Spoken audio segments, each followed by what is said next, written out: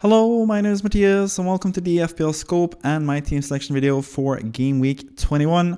As you can see from the straps that I have on my back, I still have my arm in a sling. I'm still recovering from a broken arm, so the content hasn't really been going out as much lately.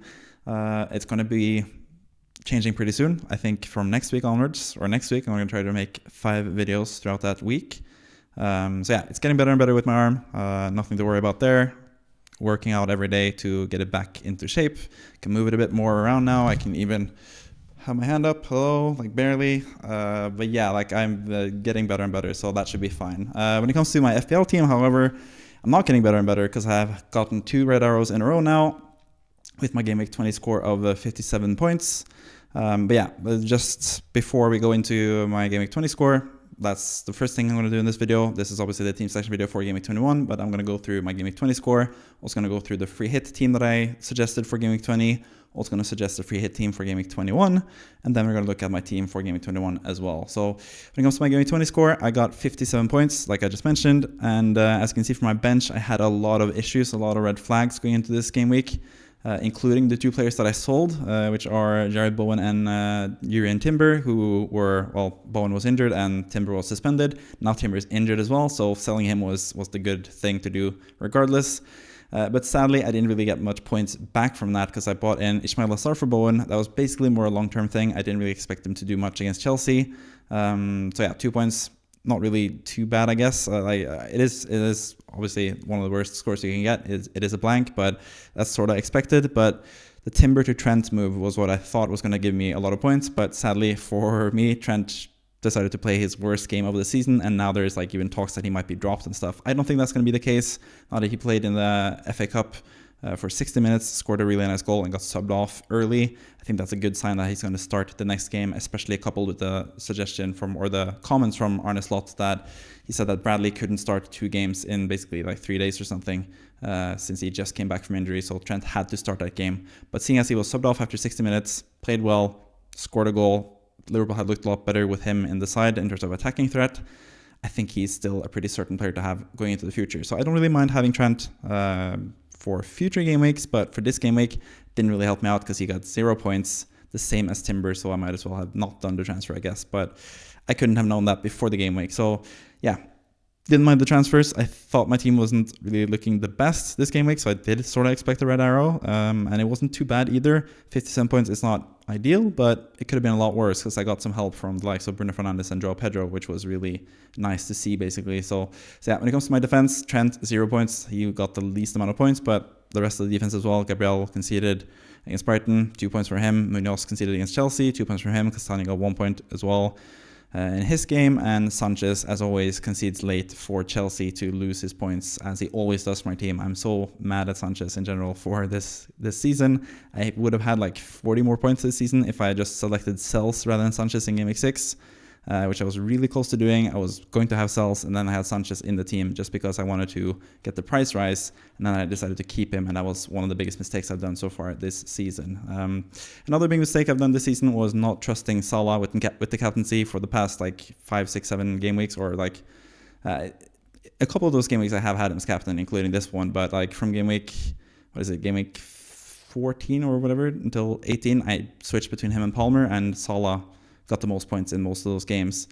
So now I've just gone with Salah captaincy every single game week. That didn't really work out this time around because Palmer got more points than him. Palmer got 10 points. Salah got only 7, which means he got 14 points as my captain. But I don't really regret the decision because Salah is just auto-captain for me, as we'll get to when it comes to my Game Week 21 lineup as well. So yeah, Palmer was the final guy that helped me out, including Isak, of course, who always scores points. 7 points from Isak, 10 points from Palmer. Which are players that most people have, but the points from Joao Pedro, 9 points from him from scoring a penalty, a lucky penalty as well against Arsenal, in my opinion. I don't think that should have been a penalty, especially considering Saliba hit the ball as well. I think that penalty was kind of a huge mistake from the ref. But Pedro, at least I got the points from FPL from it. He got 9 points, got the bonus points as well, which was really nice to see. And Bruno Fernandes as well managed to get some points against Liverpool, which was also kind of unexpected. So yeah, again, Not the best game week, but not really the worst either. So small red arrow down to 120k, but I'm still pretty happy about that position currently in the season. So I think I'm going to kick on and do better things, especially now that we get double game weeks. We have several chips, even more than before, with the assistant managership as well, which I'll talk more about in future videos. So yeah, I'm pretty hopeful for the end of the season. I still think that I can get into the top 10k. That is always my goal in FPL. That hasn't changed regardless of how many more players are playing in FPL than they did back in the day. As you can see above me, my best rank is from the 2011-12 season when I ended up being number 1,348 in the world. But back then there was like 2 million at most players. Now there's like 10 million players in FPL. So I guess it's tougher. And I guess my last season rank of 8,000k, 8,812 might actually be more impressive considering there's more competition, there's more content creators, there's more good content, more underlying stats, and like it's generally tougher, I guess, there's more competition, I guess, for the places up there in the top. So getting into the top 10k for the second season in a row would be amazing. Still haven't really lost all hope for that. 120k, I think I'm like decently close to doing that. I think I'm like 40-50 points away from the top 10k currently as it stands. And just a couple good captaincy choices, a couple good chip usages there. I could easily make that up pretty quickly, especially seeing as we have more than half the season left. So yeah, pretty hopeful for the future. But when it comes to GW20, not the best, and not really the best for my free hit team for GW20 either, which we'll take a look at now.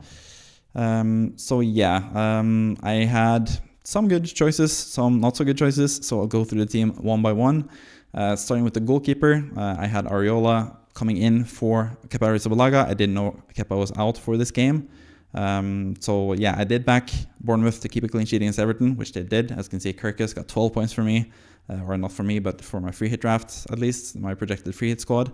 But since Kepa didn't play, I got Areola in with 1 point because he played against, was it Man City, and conceded a lot of goals. So yeah, not the best for the goalkeeper. If I had Travers instead, the goalkeeper that actually played for Bournemouth, that would have been 6 points, and that would have taken my game week points up to 60 points, which would have been more than my own score, but that wasn't meant to be for this game week, I guess. But Kirkus, 12 points, he was the one major highlight from this game week.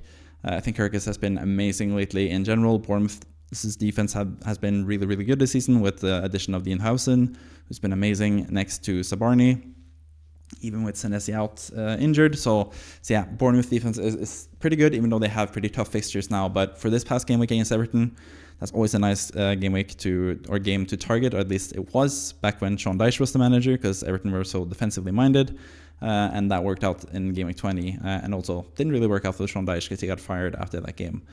Robinson with 1 point for Fulham. Sort of expected more from him, but yeah, that's just what happens sometimes. Robinson has attacking threat. He has potential to get clean sheets as well, but it wasn't meant to be this game week. Trent, like I mentioned, I expected a lot more from Man United against Liverpool, or Liverpool against Man United. Sort of bought into the 7-0, potential 5-0 hype that we've seen from Liverpool in the past against Man United, but Liverpool are sort of on a small downward trajectory, and Man United have proven themselves to be really good in these big matches. Beat Man City, got a draw against Liverpool now, and also now beat Arsenal through penalties in the FA Cup as well. So Amorim has figured something out against the bigger teams, and it seems like he's figured something out with Man United in general. So backing Liverpool with 3 players in this free draft was not really the best idea. But Salah, captain, that's going to be my choice every single game week, because Salah is just amazing. He never blanks, basically. He's blanked twice in 20 game weeks so far this season, which is absolutely insane.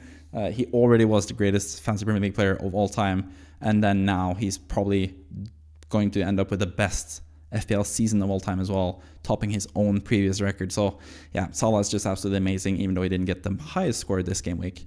I also backed Phil Foden against West Ham, because he always scores against West Ham, and what do you know, he scored once again. Many thanks to Mohamed Kudus, who was absolutely awful in that game. He has been just terrible the last few games. But that's really not here nor there, but it helped Foden get 8 points at least, which was a player that I backed to score against West Ham, like usually does, and he did. Then I backed Luis Diaz against Man United as well, triple Liverpool, which was not a good idea. 1 point from Luis Diaz. He was subbed off with 4 seconds left before he got the 2 points for playing 60 minutes. So yeah, unlucky in that regard as well. But yeah, the clear mistake here was going with Luis Diaz against Man United rather than going with Mbeumo against Southampton. But I guess what I was thinking was it was Brentford away, and I sort of, I guess, bought into the hype of Brentford not being as good away as they are at home, which is true, but at the same time, they've had really tough away fixtures so far this season, so they could have easily... I could have easily predicted them to beat Southampton anyway. I really should have done that. I should have been on the Mbeumo hype there because yeah, he was really a player. You can see I have Damsgaard on the bench at least, so I have some recognition of the fact that that is a decent game for Brentford. But I really should have had Mbeumo and his 19-pointer here rather than Luis Diaz. That would have looked a lot better for the free hit team, but sadly it wasn't meant to be. But Gordon, I thought was a really good pick going into the game week. Didn't bring him in for my own team. Probably could have done that myself, but I... instead went for Trent, which didn't really end up going that well. But Gordon looks like a terrific pick, not only for Game Week 20, where he could have had a lot more points as well, but also for the future game weeks. He looks really, really, really good. So he's definitely someone you can think about buying in the future. When it comes to the front line, Watkins, I had him as vice captain even, but that was before I thought about Rodgers being out and him affecting the play of Watkins. It's still against, they played against Leicester, I guess, and I would back Watkins to score in that game regardless, but it just wasn't meant to be. But he had a really good fixture without John Duran in the team yet. So I figured he could do well, but he ended up with 2 points. So he was the final differential that I had. All of them failed in Robinson, Luis Diaz, and Watkins. 2 points from Watkins, which was not the best. Isak, auto pick as well. He's just going to be an easy player to target every single game week or choose every single game week because he plays for a really good team in Newcastle, who are the most informed team in the league right now. And Isak is maybe the most informed player in the league right now, apart from Salah, who is just absolutely amazing, obviously. Then I had Gabriel Jesus. I did expect Arsenal to do something against Brighton, but I think Arsenal are just in a really bad moment in time right now. Jesus also got injured in the FA Cup against Man United, so he's going to be out for a while now. So this was like the last chance of Jesus doing something for a while, and it didn't really work out because Arsenal are just really struggling to score goals lately. So 2 points from Jesus. On the bench, Arrizabalaga subbed off, like I just talked about earlier. Damsgaard with 6 points. He actually got some returns as well in that Southampton game. Could have been a lot more, obviously, if that was Mbeumo or Wissa, because they were amazing in that game. I should have had both of them. Targeting Southampton should always be something that I do because they have a really, really bad team. Even though they changed their manager, that's not going to help them. They're really, really bad, and that's a team to target every single game week, and I should keep that in mind when I make these free hit drafts for you guys, which you'll see in Game Week 21. Then Castagne got 1 point as well. Fulham didn't really do much and didn't keep a clean sheet in this past game week. Can't even remember who they played against. It's been a while now since they played that game week. But yeah, 1 point from Castagne on the bench. He was just a cheap option basically. And then Mikolenko with 2 points. I think they played Ipswich, if I'm not mistaken, and lost or drew 2-2 against Ipswich. Then Mikolenko finally as like the cheap option on the bench with 2 points as well. So yeah, game week rank of 7 million, which is not the best. 55 points, which is not the best, which means that in total for all the free hit drafts that I made throughout the season, I made a free hit draft ever since game week 2 basically, and I've added up the scores, including my own team for game week 1. I've added up the scores every single game week, and if I add up the scores of all the free hit drafts that I've done so far this season, I end up with 1,324 points, which isn't really all that good, especially considering you have a limited transfer streak, but it is more difficult than you expect to choose a team every single game week. It doesn't always work out how you expect it to work out, and sometimes you actually do better with your own team. But still, the free hit team has a slight edge over my own team because my own team didn't really do too well either. So the free hit overall rank would have been 59,941 if I was able to do the free hit team every single game week. Meanwhile, my current rank with my own team is 120k. In total. So yeah, not too much of a differential there, but let's see if we can improve the free hit draft score with the free hit for Game Week 21. So let's go into that squad as well and look at the players that I've selected for Game Week 21. So this is the team for Game Week 21 and the players that I've selected. I did mention that I would target Southampton, and that's what I've done this game week as well with triple Man United against Southampton at home. That's a really good fixture for them. Starting with Onana in goal, I expect Man United to keep a clean sheet. They have kept a lot of clean sheets this season despite being pretty poor defensively for certain periods of time. But against Southampton, you expect pretty much everyone to keep a clean sheet. So yeah, Onana seems like a good choice, and doubling up with Mazraoui in defense as well seems like a good choice as well.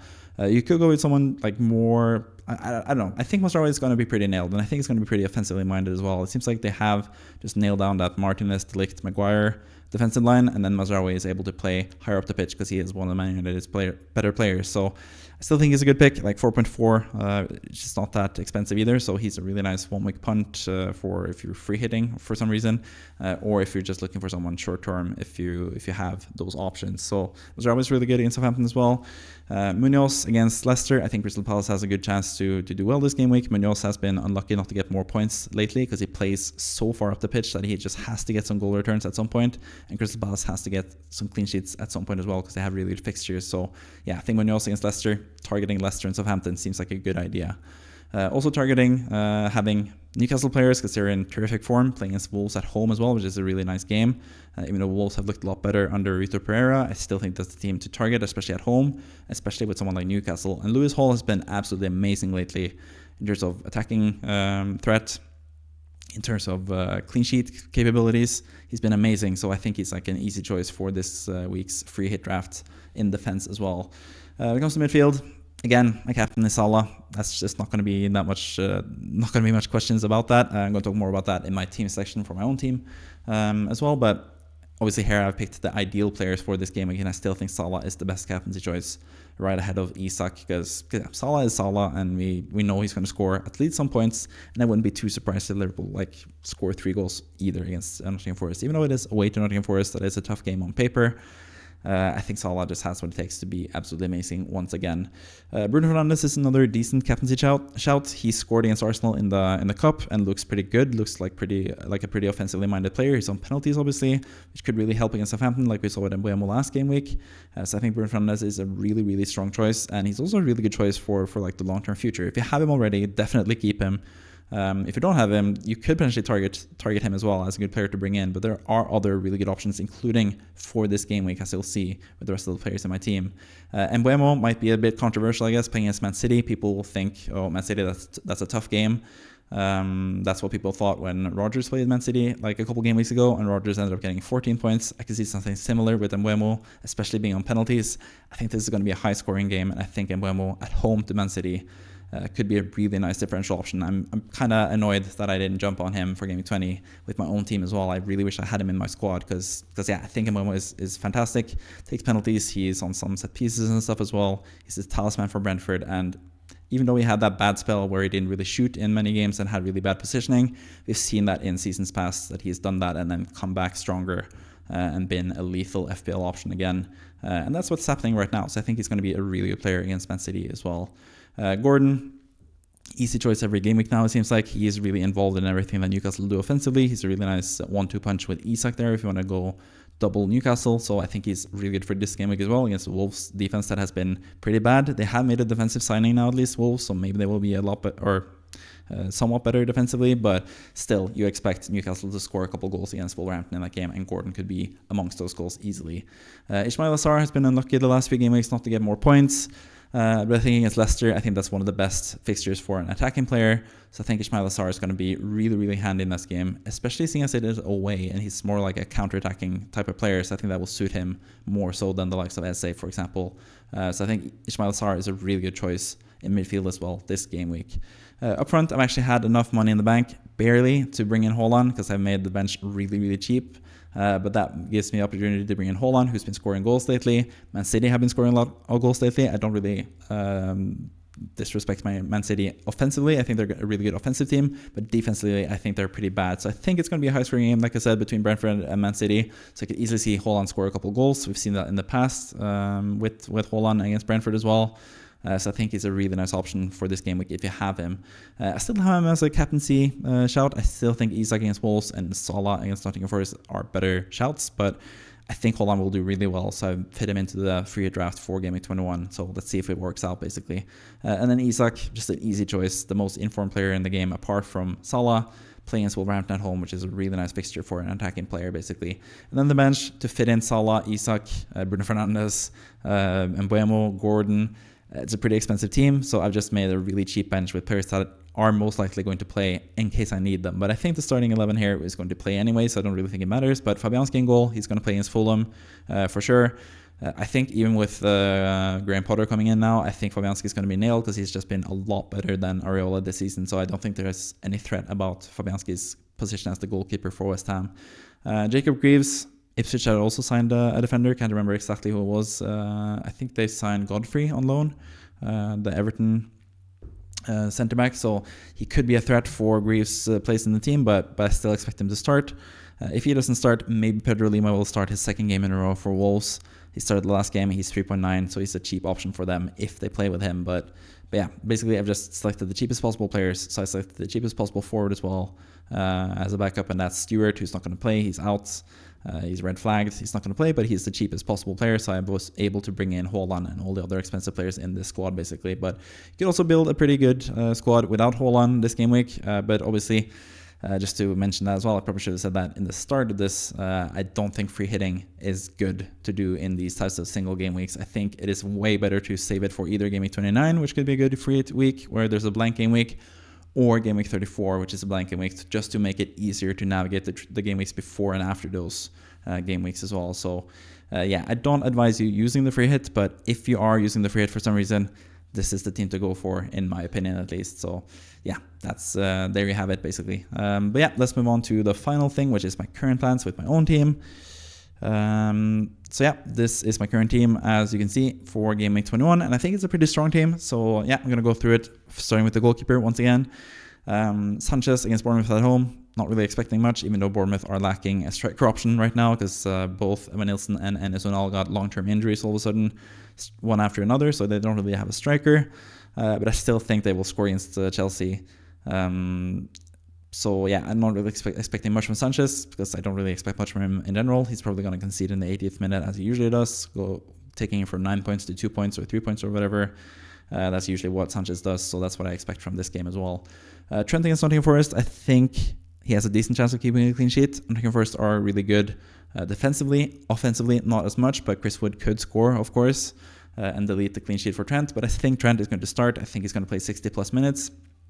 And I think there's a decent chance of him getting defensive returns, potentially attacking returns as well, because he is a really good offensive player. So I think he's a decent option this week as well. Gabriel as well. I haven't selected either Trent or Gabriel for the free hit team, but I still think they are good options.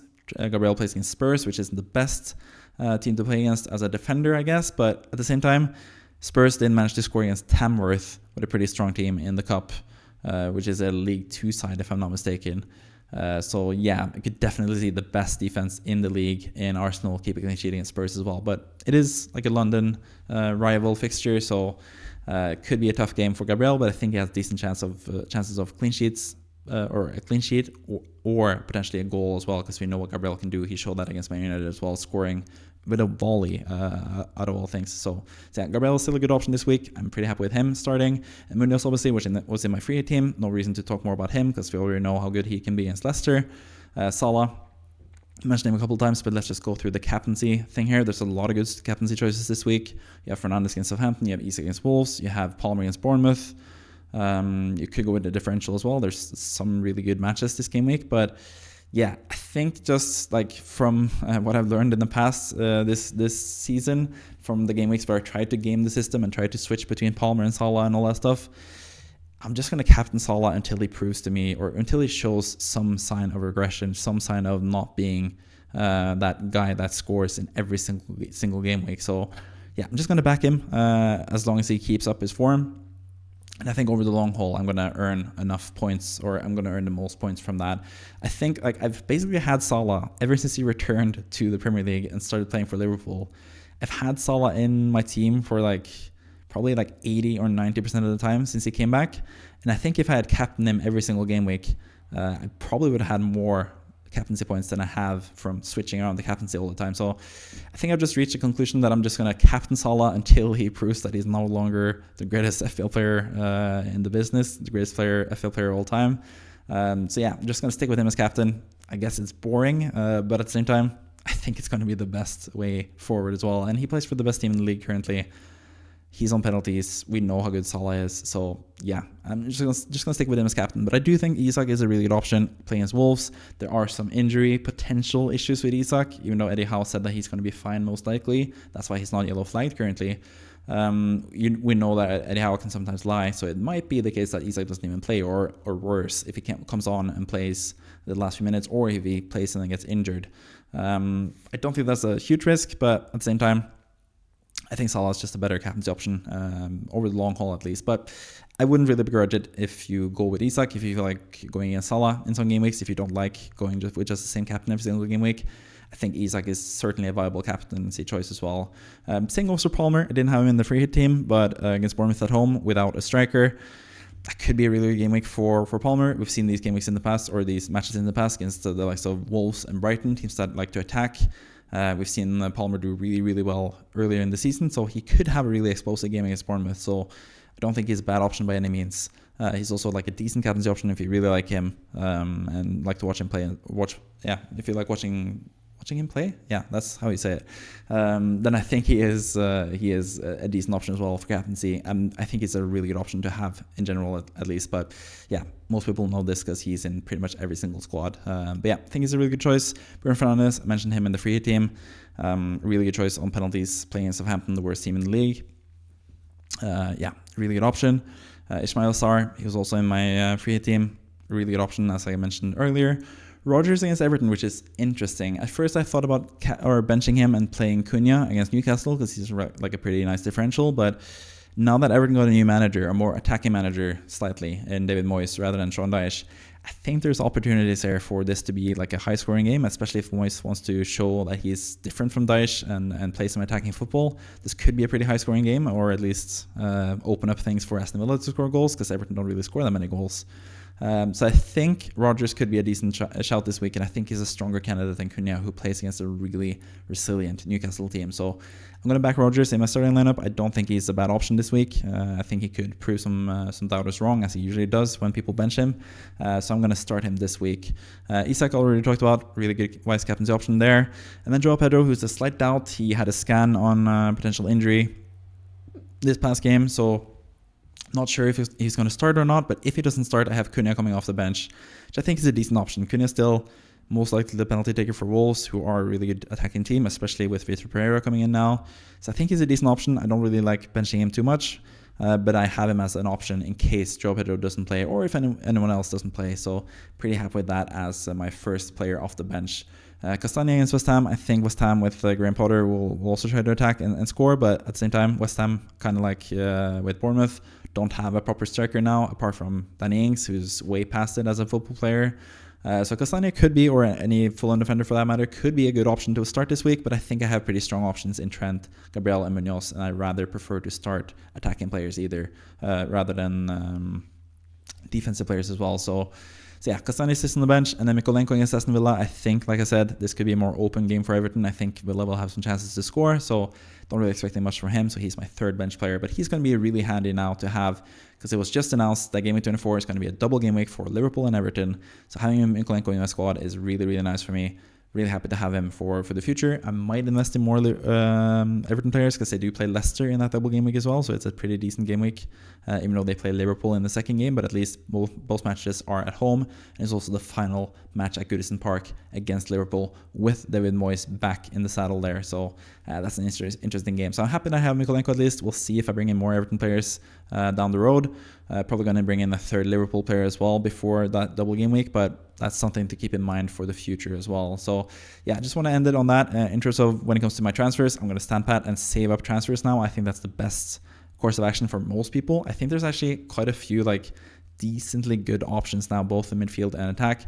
I don't think there's that many players that you need to sell at the moment. So I think you should just stick with your team mostly and save up transfers, because I think they're going to be really, really valuable as we reach closer to the end of the season, where there's blank game weeks, double game weeks, assistant manager chip, where you can change manager every single game week, which I think is going to be an interesting thing you can do later on in the season. So I think saving up transfers now, unless you have really pressing issues with your squad, is going to be a good option to do. So for me, for example, could sell Cunha. He has really tough fixtures.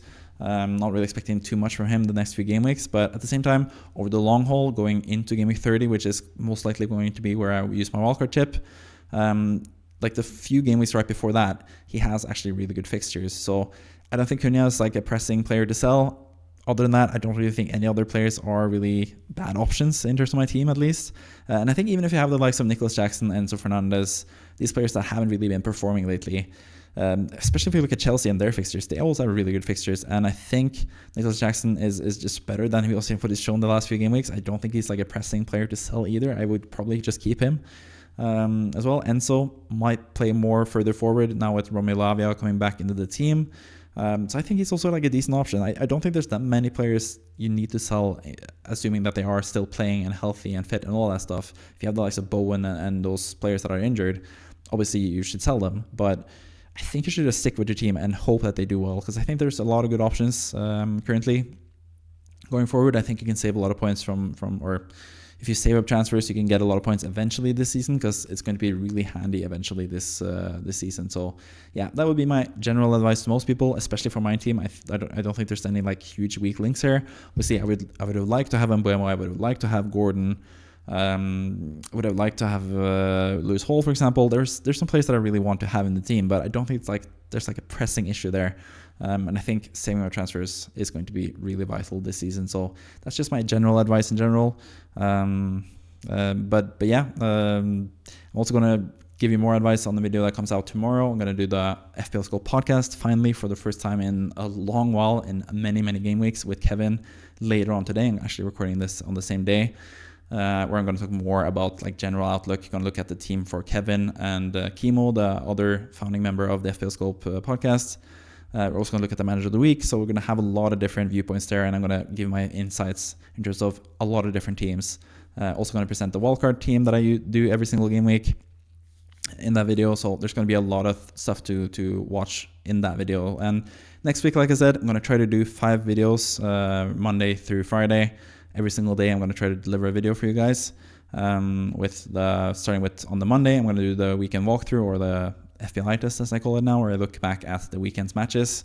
Because we're going to have a game week. We have midweek game week now on Tuesday, Wednesday, and Thursday. And then we're going to have a weekend game week on Saturday, Sunday, and Monday. So yeah, I'm going to have videos for Game Week 22 as well, obviously, on Thursday and Friday. And then next week, after the Game Week 23, I guess that would be, or Game Week 22.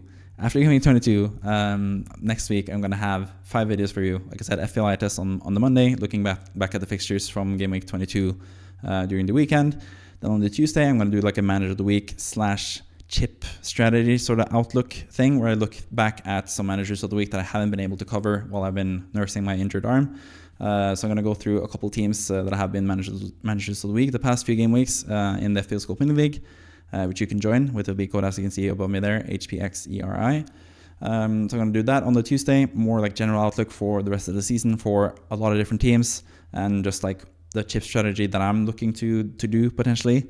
I'm going to talk about that in that video on the Tuesday. On the Wednesday, we'll get the weekly wildcard draft. On the Thursday, you will get the FPL Scope podcast with Kevin before Game Week 23.